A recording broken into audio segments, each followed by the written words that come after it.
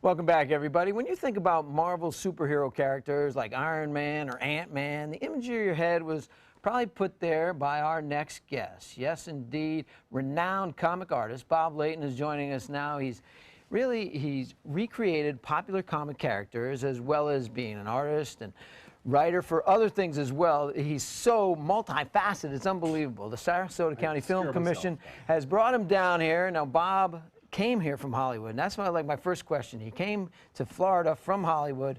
Why in the world would you do that, Bob? You're in Tinseltown. Here's what you guys don't understand.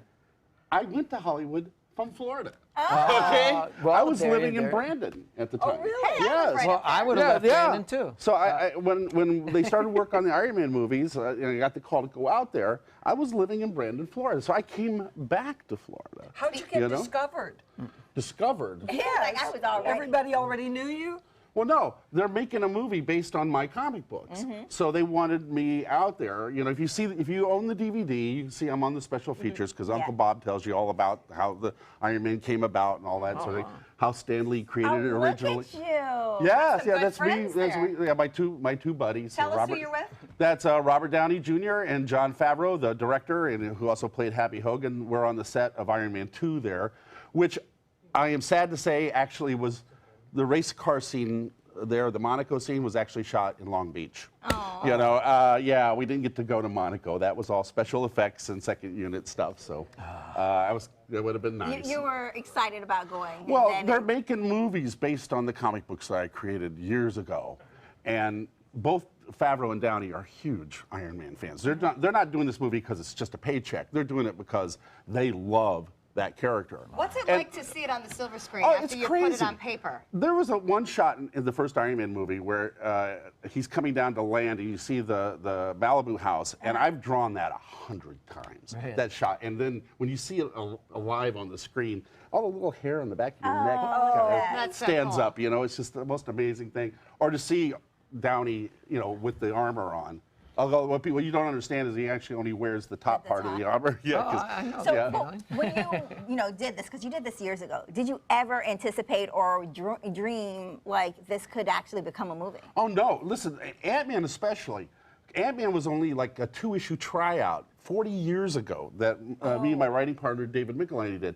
It was just a little like 2-shot book, but Edgar Wright was a kid who bought that book. And when he grew up and became, a huge film director and writer, that was his passion project. And I never expected that would ever wind up on the silver screen. You know, now it's an international phenomenon. You're a college professor? Well, you're at Wheeling College of Art and Design. Well, no, teaching the kids, you've got to be a professor. No, I'm not a professor. But you play one on TV. What I am is a spectacle. Which is popular at colleges. Yes, they love a spectacle. So no, I'm there tomorrow night. What do you tell the Ringling kids about pursuing these type of careers? Oh, I give them Bob 101. I just tell them what life is really like in Hollywood and in the comic business. Because what college doesn't really prepare you in a sense for dealing with the adversity, because you've seen Tropic Thunder, right? Yeah. I mean that doesn't even begin to describe how crazy Hollywood is, okay?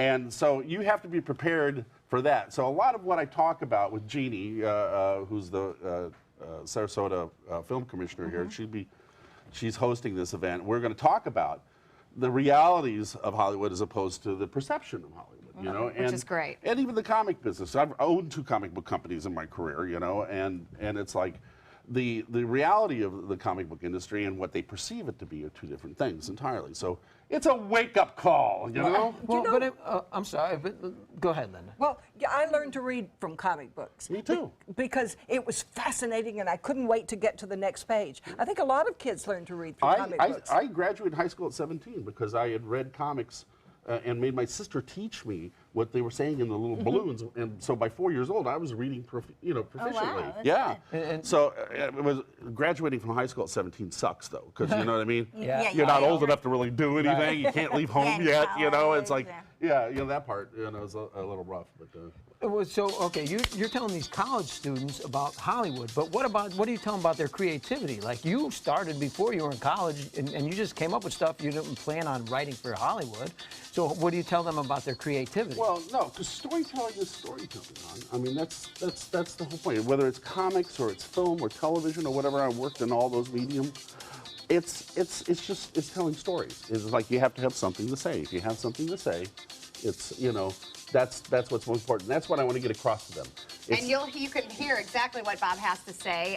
Meet him at the County Film and Entertainment Mixer. That's Sarasota County this Thursday, 5:30 to 7:30. Of course, at the Ringling College of Art and Design. Hear real-world advice. To register, go to filmsarasota.com. And coming up next, Bob's going to stick around and see how well we draw his characters. Oh, brother. I can't wait! In a game of Pictionary. This is not going to be pretty, Bob.